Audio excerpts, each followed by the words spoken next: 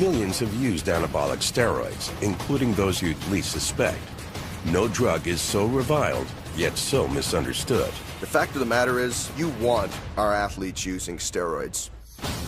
From researchers, users, and abusers come stories from inside the world of steroids and a view of how steroids work from inside the body. What do we know about the real risks? And you cannot prove cause and effect. You just can't do it.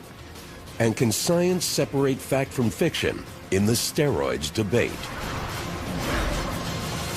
In 2005, some of baseball's greatest players addressed Congress on steroid use in professional sports. Members of the committee, distinguished guests, my name is Jose Canseco, and for 17 years I played professional baseball. In his book and during testimony, Canseco spoke of rampant steroid use in baseball. Since then, more heroes have fallen. In 2007, Major League Baseball took a major blow. In a massive investigation, the Mitchell Report implicated over 80 players from all 30 clubs for using performance-enhancing substances. Those named included home run record holder Barry Bonds and star pitcher Roger Clemens. Both have denied the accusations. But for pro athletes in all sports, millions of dollars and world records can ride on gaining the slightest edge. And that's when many turn to steroids.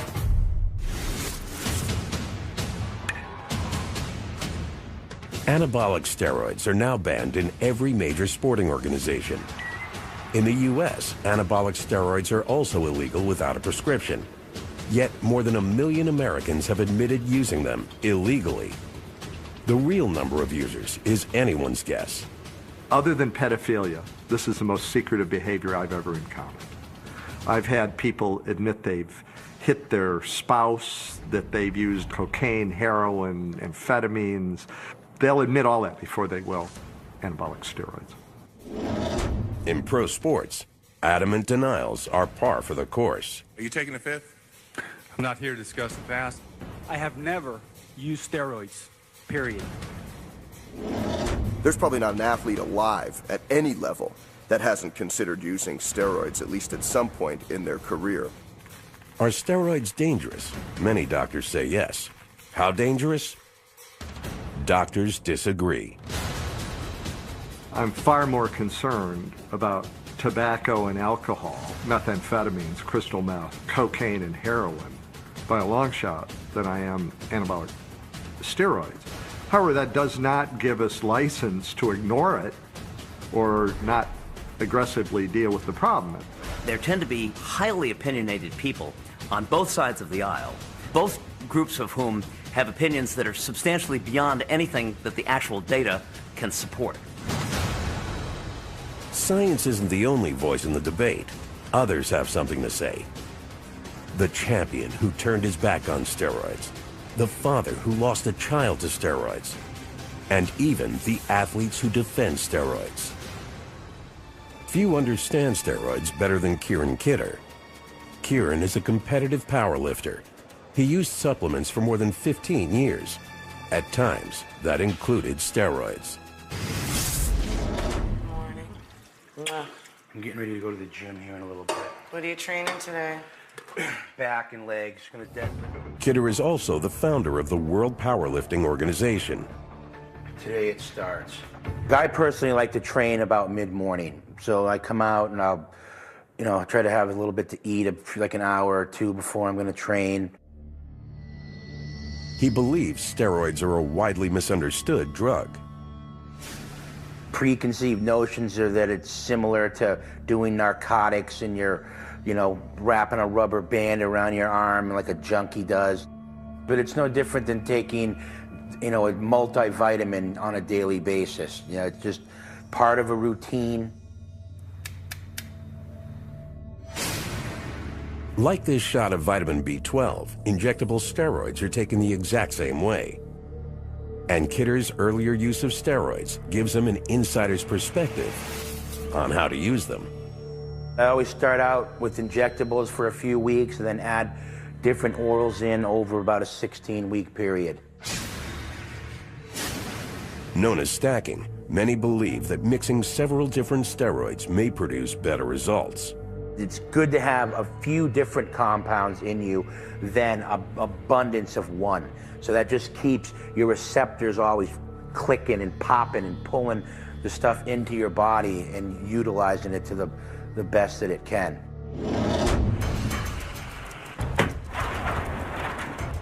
Many experts believe that steroids can push the physiologic limits of the muscle, making it bigger, faster, and stronger than it could get naturally. These drugs will take you places that you can lift for 50 years and you'll never get to naturally. They're that potent.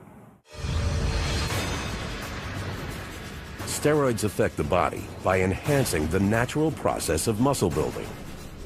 The key to building muscle is protein synthesis and cellular repair. Skeletal muscle is made up of long fibrous chains containing proteins. Bundles of thousands of fibers make up the muscle itself. When an athlete engages in a heavy workout, this structure is damaged, causing micro tears in the muscle fibers. The body naturally repairs this damage by mending the torn fibers. The result is a muscle that's larger and stronger than before. And with each additional workout, the athlete adds bulk, strength, and speed. With steroids, muscle repair can come faster, much faster.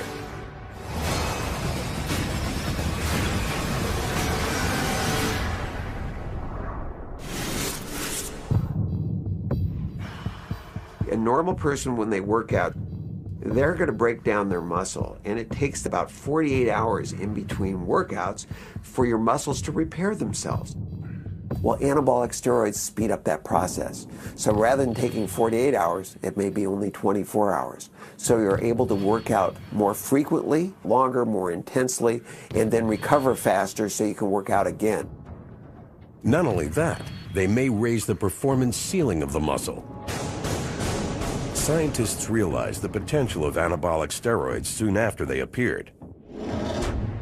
In 1939, German scientist Adolf Butenandt won the Nobel Prize for Chemistry for his pioneering work on testosterone. Hitler refused to let him accept the prize. But from World War to the Cold War, Germany pioneered steroids research. At the 1976 Olympics in Montreal, East German athletes won 40 gold medals, including 11 in women's swimming. During the 70s, the East Germans had a phenomenal record in the pool. And it wasn't until about 20 years later when it finally emerged that they had a drug program in place and they were just taking all the medals, literally. By the end of the 1970s, steroids had infected sports in other countries. But steroids was not yet a household word. Then, in rushed Ben Johnson. And they're off. Ben Johnson, Carl Lewis is... And Ben Johnson really has it. Look at McRae's in second.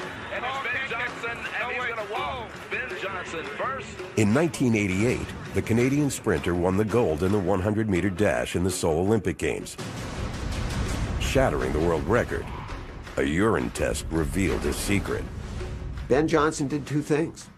One is he got his medal taken away for doping with anabolic steroids. Two is he ran the fastest 100 meters that had ever been recorded in world history. So he showed really the world that these were effective drugs. Because when Ben Johnson came back without steroids 2 years later, the headlines were, Ben Johnson is back, and he's slower. Johnson had a third achievement. He helped the public equate steroids with cheating. Sort of like using a bicycle if you were running a race. It was against the spirit of sport. Although steroid use was deemed cheating by the rules of sport, they were not yet classified as illegal. After the Johnson scandal, the U.S. Congress held hearings on outlawing the non-medical use of anabolic steroids. Those opposed included the American Medical Association, the Food and Drug Administration, even the Drug Enforcement Administration. All testified that steroids weren't addictive and didn't meet the criteria for becoming a controlled substance. Despite this, in 1990, Congress voted to make steroids illegal without a prescription. The first shot in a war against cheating in sports had been fired. But many athletes could get around that. They could find steroids through trainers, fellow athletes, and even doctors willing to write prescriptions. And in the 90s, Kieran Kidder didn't need a prescription. He also knew where to find black market steroids. But the law was close behind. Back in 1996, I got arrested for possession of them. Somebody ratted me out, spent 4 months in jail. My whole life has never been the same since. Yet he still believes they have their place in sports. I've taken them, and I've taken lots of them. I just don't recommend that just anybody takes it. If you know what you're doing, there is a safe way of doing it. There absolutely is. Most who take steroids think there's minimum risk or low risk or risk they can handle. But that's the problem. This very powerful hormone that's going to your brain, it's going to your muscles, it's going to your liver, it's going everywhere, and it's changing you. The challenge for science is proving it. But not all steroids are created equal.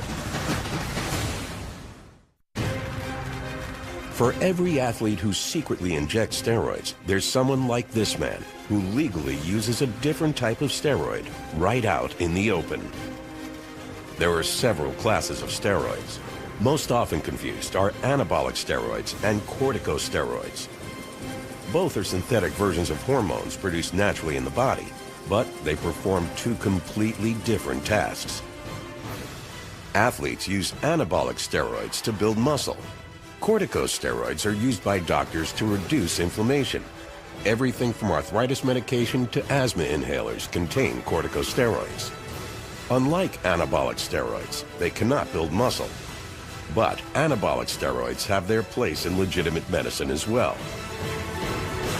There are a few things that anabolic steroids are used for, and I use them in my practice as well. I use them for men, usually older men, who lose the ability to make their own testosterone. Other doctors prescribe steroids to treat muscle loss, anemia, stunted growth, and delayed puberty. Anabolic steroids are simply synthetic versions of testosterone, the primary male hormone. In short, they're man-made versions of natural testosterone produced in a lab instead of the body. So if we're going to give somebody testosterone, all we're doing is giving them back what their body would normally be making. It's not giving them any more than that. But if you do take more than the physiologic dose, the results can be dramatic. And chemistry may be the key to pushing the muscle beyond its natural performance envelope.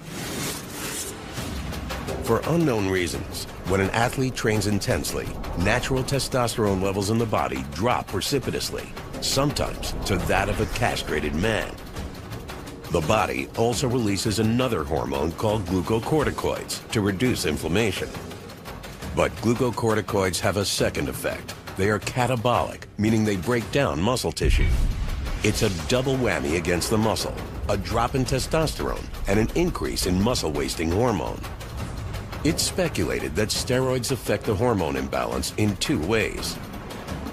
First, they may replenish testosterone levels after a workout, accelerating muscle repair. They may also block the muscle-wasting effects of glucocorticoids. The result is a muscle that quickly gets bigger and stronger. For athletes, inhibiting these two roadblocks to muscle building provides a huge advantage. It does take athletes to the next level. If you are swinging a bat, you can use a heavier bat, or you can swing it faster.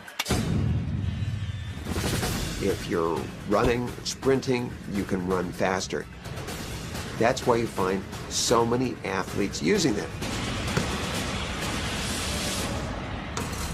Steroids are incredibly effective. A young guy who eats badly, sleeps badly, smokes, drinks too much alcohol, misses half of his gym workouts, and takes steroids can blow away the most dedicated, most gifted athlete who does not take steroids in terms of sheer muscle gain.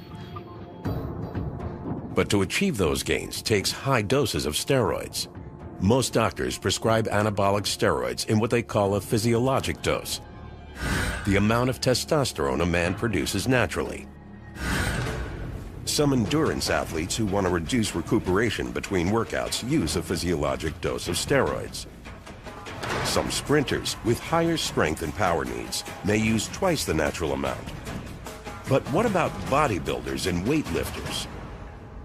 In some of the studies that we have done, we have encountered guys who are taking the equivalent of 100 times the natural output of testosterone.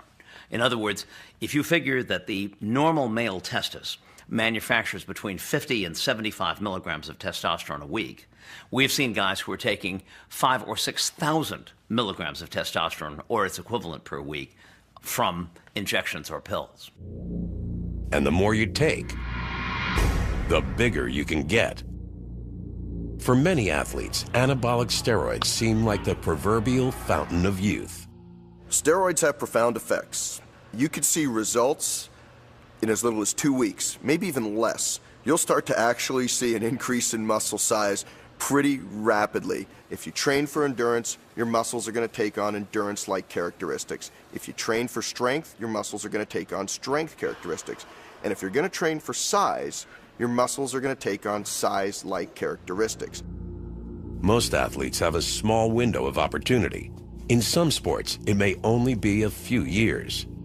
I can understand when an athlete comes to me, a 19-year-old kid comes to me on the brink of signing a $50 million contract, numbers that most of us can't even imagine at 19 years of age. What is your choice going to be? It's clear cut. And as bad as that sounds, as a coach, I'm telling the kids how to try to do this naturally.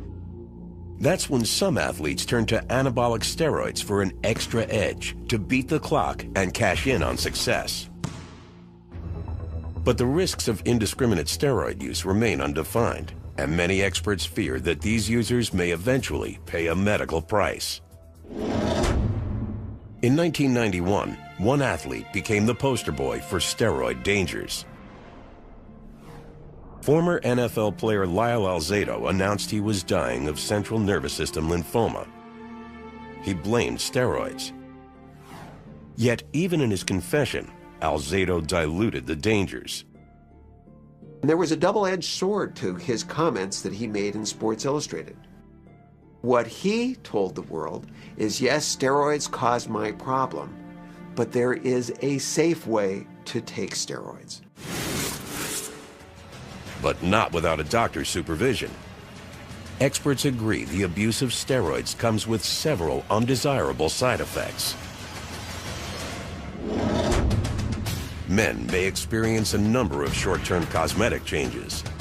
They can include severe acne on the back, as well as on the face.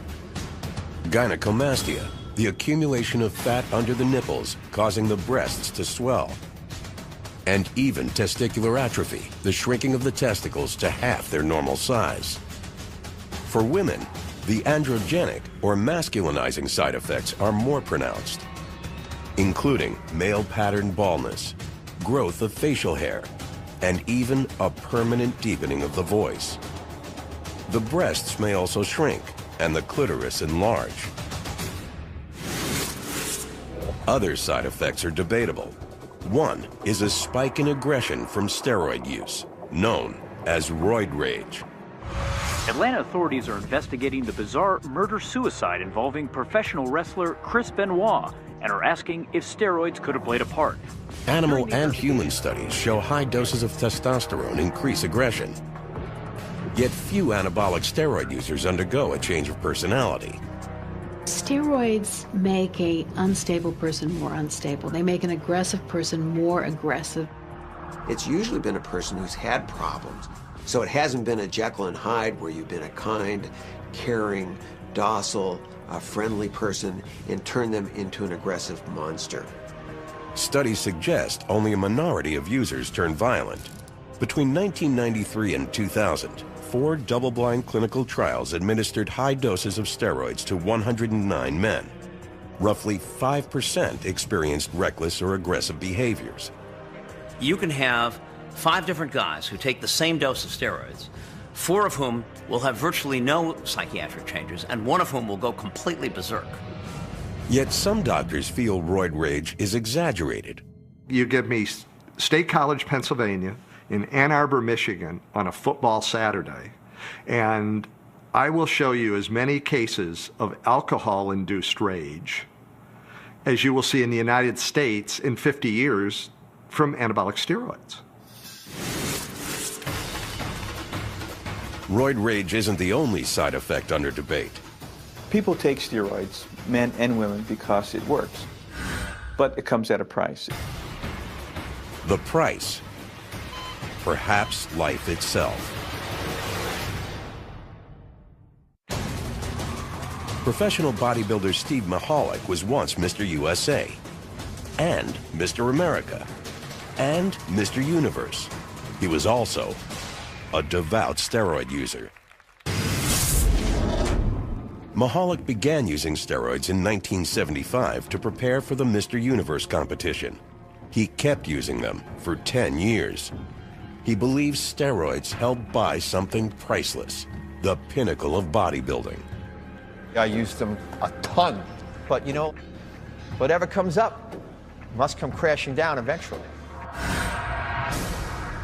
Finally, I collapsed on the stage and went to the hospital, and I had 2 grapefruit-sized tumors on my liver.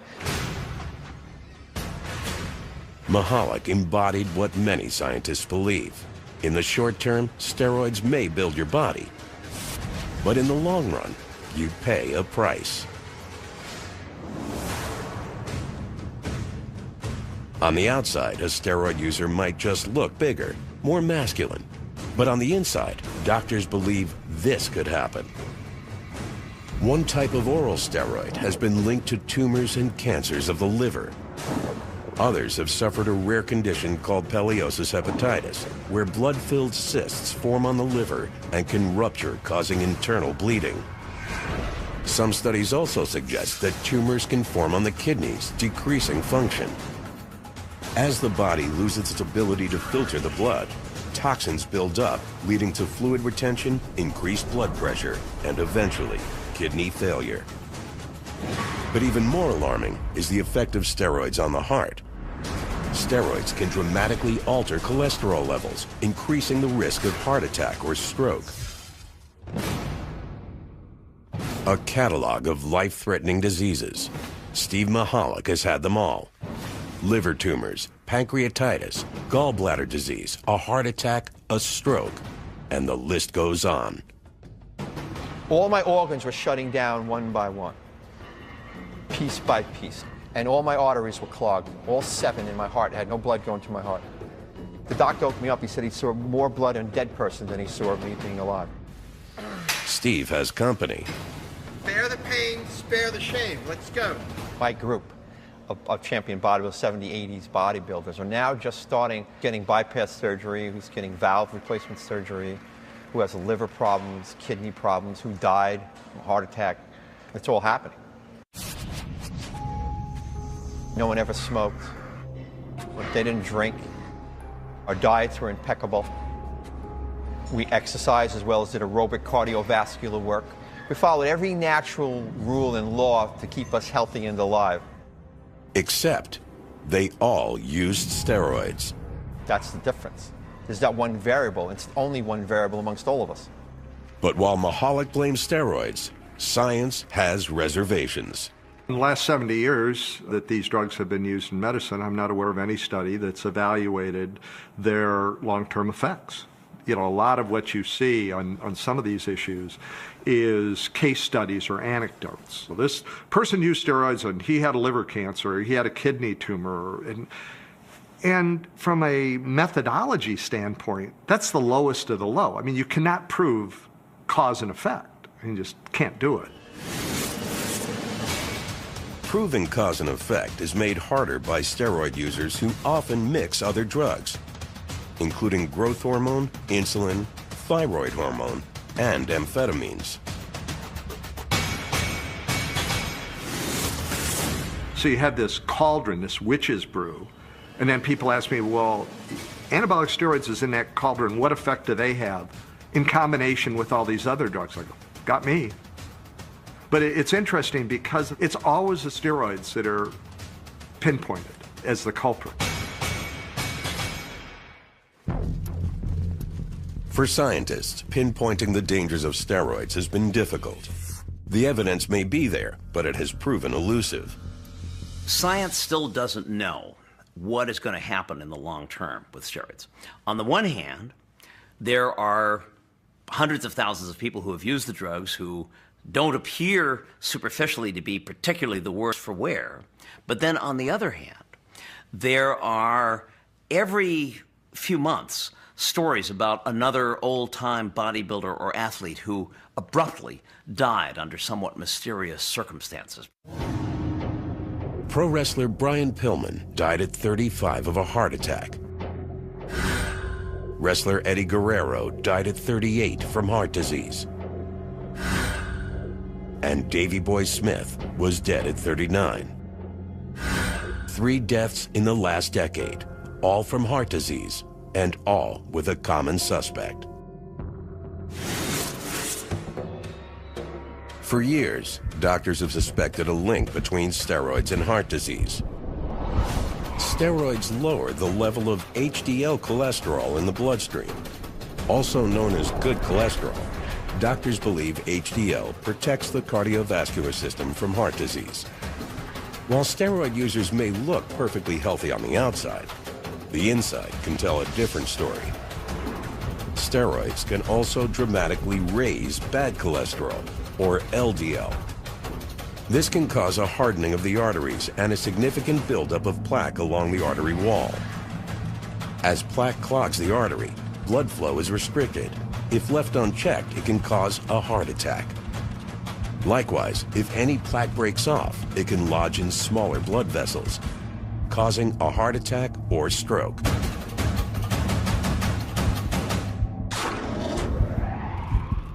And the damage can be done after only a few years of steroid use. Exhibit A is Danny McDermott.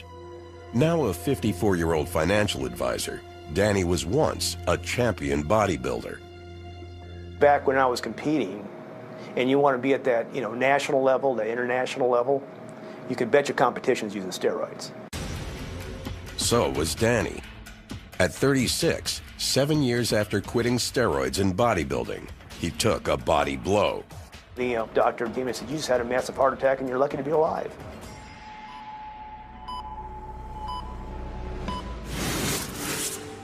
McDermott is now a patient of Dr. Larry Santora, a director of cardiac CT at California's Orange County Heart Institute. In the fall of 2006, Santora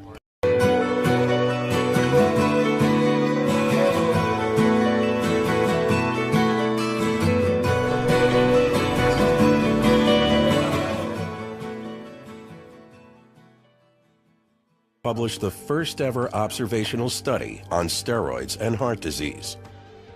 It was also the first study to use an electron beam CT scanner to see how much plaque had built up in steroid users.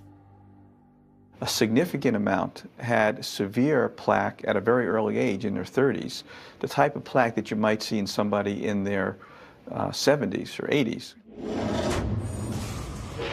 All 3 of your major arteries, you have atherosclerosis or plaque in each of those. To get to this level of bodybuilding and a professional athlete who uses it and performs, they're going to need to take it for several years, and that's when you're going to start to see the effect. And these guys have been doing it for 10, 12, 15 years, and they're going to die suddenly. We're going to see people, instead of dying in their 70s or late 60s, in their 40s, 50s, maybe even in their mid-30s. I'm lucky that I got through all that so far, but I don't think I would do it again. Knowing what I know today, I would not do it again. Despite his findings, Santora can't prove his fears. His study group was too small to draw big conclusions. The problem with studying illicit drug use in general, and with steroids in particular, is that you just can't go out and do a laboratory study. You can't intentionally put people on steroids for 20 years to find out what happens to them, because the Human Studies Committee would not permit that. So for ethical reasons, the only way that you can study these phenomena is just to go out there in nature and see what you can find. And when you do that, there are all kinds of methodological limitations which make it hard to get convincing, solid results without the risk of some sort of distortion. As doctors search for answers, some steroid users ignore the danger signs. Some doctors blame their own profession. It took the medical community an amazingly long time to actually concede that steroids do work. Even today, you can still find, for example, in the physician's desk reference, statements that steroids have no value for enhancing athletic performance. So that having failed on that count, they were also discounted when they started talking about potential dangers of steroids because they had already lost their credibility. And with the loss of medical credibility came increased use. They're going to always be part of powerlifting and bodybuilding and strongman sports like that. But now you could go down to any high school that has, big-time sporting program, and someone's going to have roids. All of the danger signs, everything we needed to know was right in front of us.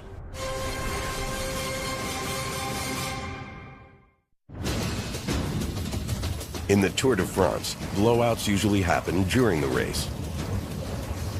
In 2006, the big blowout happened 3 days after the race ended.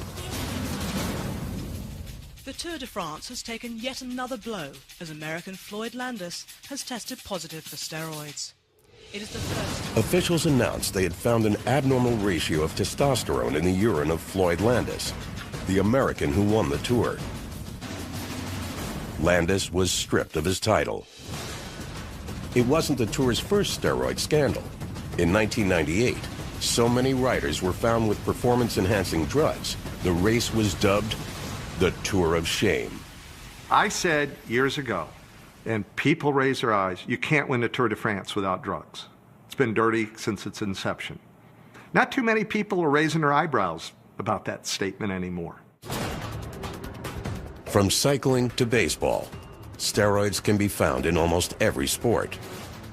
Now steroids are moving into arenas where the stakes are small, but the risks are just as high. They're going to always be part of powerlifting and bodybuilding and strongman sports like that. But they really have no business, in my opinion, being in baseball and football and these games that kids start out playing in their backyards. The most detrimental thing that a teenager can do is take steroids. But they are. And Taylor Hooton was one of them. 1, 2, 3, win! Taylor was a great kid. Always had a smile on his face, cracking jokes. Very, very popular at school, and he must have been a good-looking kid. Girls over here all the time. But he made great grades in school. He was carrying a 3.8 grade average. He'd made super scores on his SATs, and he and I were getting ready to make college visits. Taylor Hooton was an average 16-year-old high school student until January 2003. That's when he decided to try out for the varsity baseball team. In less than 3 months, he gained 30 pounds, along with acne, a puffy face, and bad breath, all side effects of steroids. According to the Centers for Disease Control, between 700 and 850,000 teens have used steroids, 1 in 20. All you need to do is read Jose Canseco's book. A clear message gets sent that at least in his opinion, steroids were a panacea to success. What can be bad about earning millions of dollars, being on the TV every night, setting records, having the women fawn all over them? Very little downside has befallen our professional athletes, those that have chosen to use steroids. According to experts, few teens understand the dangers lurking in a growing steroid market. Today, steroids can be easily purchased online from labs in places like Mexico, Thailand, and India. We've heard stories of those vials being filled with flaxseed oil, all the way to those vials containing motor oil. And these kids, our children, are taking these and injecting them into the vein. Soon after Taylor began taking steroids, his personality changed. But what we saw in Taylor was something that was much more severe than normal mood swing. On 2 occasions, he took his pitching hand and drove it through a sheetrock wall. All of the danger signs, everything we needed to know was right in front of us. But we didn't recognize it as steroids because neither we nor our family doctor had been trained to know what to look for. While quitting steroids, Taylor slid into a deep depression. On the morning of July 15, 2003, he went into his room, put a belt around his neck, and hanged himself. Stuff like this is not supposed to happen in middle America, well-educated community. But the fact of the matter is, it is going on. For Taylor Hooten, steroids exacted a price out of all proportion to his goal. He wasn't aiming for a major league contract or a 7-figure salary. He just wanted what any teen wants, to belong. After Taylor died, several of the kids in particular that were on Taylor's team admitted to my wife and I that they had been doing steroids. And for a period, most of them were scared straight. But something happened over time, something that's really, really scary. A number of those kids went back to using anabolic steroids within a few weeks after we put Taylor in the ground. The temptation to use steroids seemed to outweigh the perceived risks. But what could cause a healthy teen to take his own life? The answer lies deep in the brain. When you take steroids, your hypothalamus in your brain sees all of this steroid coming in from the outside. And so it sends a message down to the testis saying, we've already got plenty of steroids on board, don't manufacture any more, there's ample on supply already. Overwhelmed, the testes shut down, a condition called hypogonadism.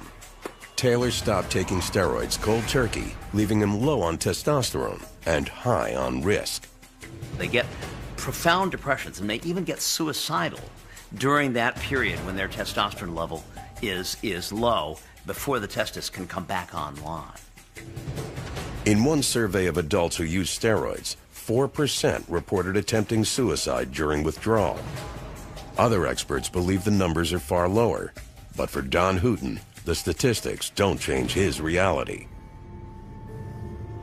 His home run ball from June 16th of 2001, and the reason that's important, it was his first and at the same time his very last home run. I got to go chasing this out in the weeds after he hit it, very much like a dad would do when your kid's just hit his first home run. Don Hooten now runs a foundation in Taylor's name to protect other teens from steroids. In 2007, Texas passed Taylor's Law, the nation's largest steroid screening program for high school athletes. But today, the fastest growing group of steroid users are not high school students or professional athletes. The stereotypical perception is some giant freak with a syringe sticking out of his forehead and you know, it's gonna eat my children for lunch, and you know, that's just the people that are like that's their perception. The reality is that there's millions of people that use steroids that are out in the general public that you would have no idea, that resemble an everyday person. It's estimated that over 50% of all steroid users are not athletes of any kind. The more typical steroid user is not someone in the upper levels of athletics and may not even compete in any athletic performance at all, but who uses the drugs largely for the purposes of personal appearance rather than to succeed at any specific competitive endeavor. A 2007 study suggests that many steroid users may actually be educated working professionals in their 30s. Everyday people turning to steroids just to look better. My gosh, we're living in a generation of young men and women that have been brainwashed by Madison Avenue to be buffed. We're living in a generation where all they know is instant gratification. Something they hope steroids can deliver. From Mr. Universe to the boy next door, anybody can be tempted by steroids, even the very best.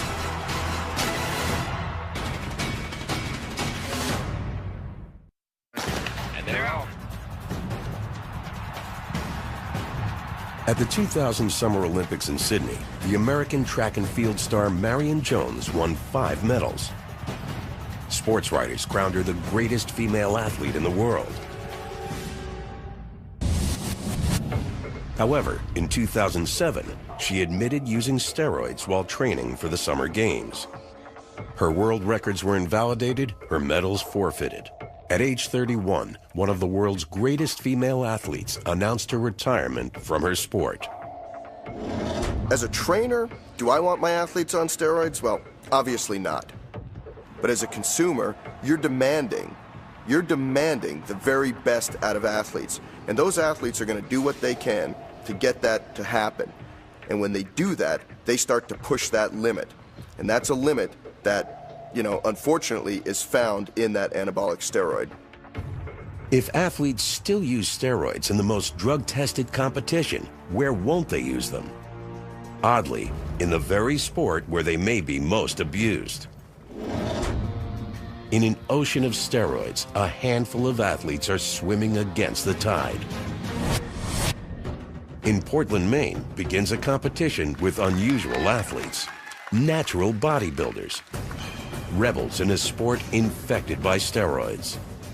These athletes reject steroids, both the benefits and the costs. And no one knows the costs better than their coach, former Mr. Universe and ex-steroid user, Steve Mahalik. Okay, guys, this is what it's all about. All that hard work we put in the gym just amounts to a few minutes on stage, so just really enjoy yourself. From Watertown, Massachusetts, please welcome contestant number 8, Michael Manovian.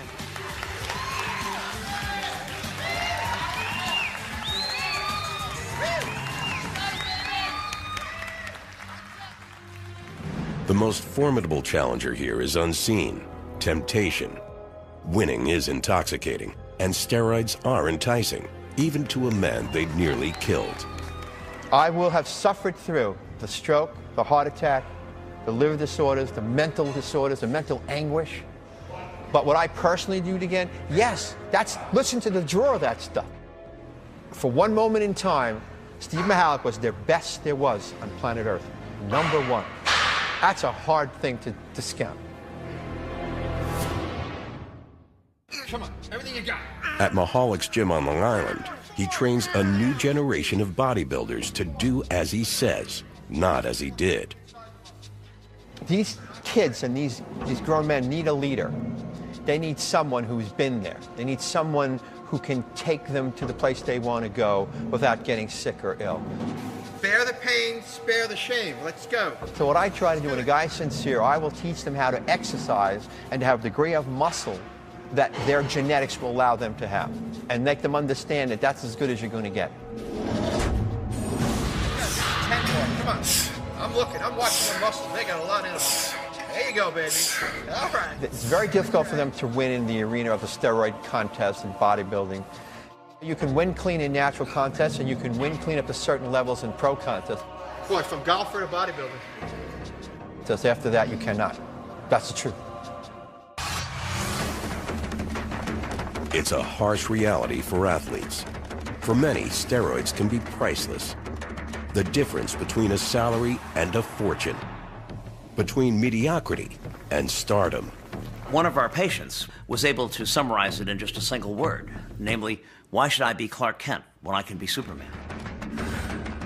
If there was a drug available to allow a journalist to win the Pulitzer or allow me to win the Nobel Prize, I pretty well think they'd be injecting that drug on the steps of Old Main here at Penn State.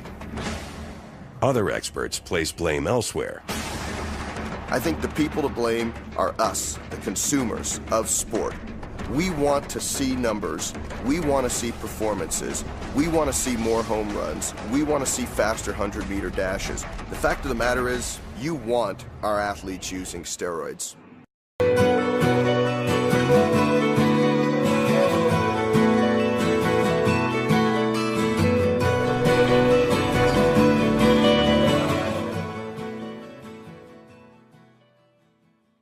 Use in professional sports. Members of the committee, distinguished guests, my name is Jose Canseco, and for 17 years I played professional baseball. In his book and during testimony, Canseco spoke of rampant steroid use in baseball. Since then, more heroes have fallen. In 2007, Major League Baseball took a major blow. In a massive investigation, the Mitchell Report implicated over 80 players from all 30 clubs for using performance-enhancing substances. Those named included home run record holder Barry Bonds and star pitcher Roger Clemens. Both have denied the accusations. But for pro athletes in all sports, millions of dollars and world records can ride on gaining the slightest edge. And that's when many turn to steroids.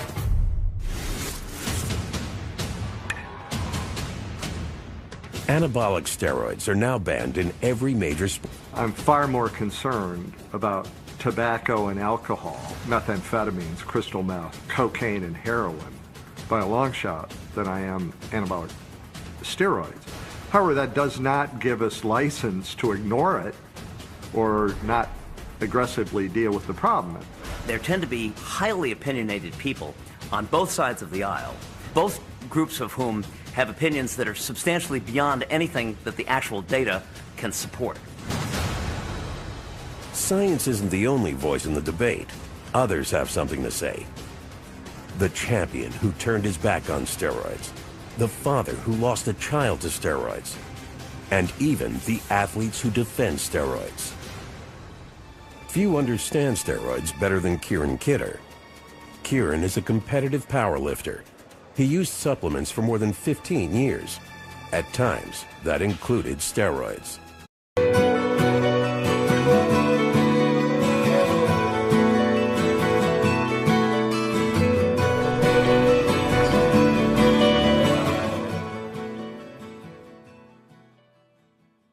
Millions have used anabolic steroids, including those you'd least suspect.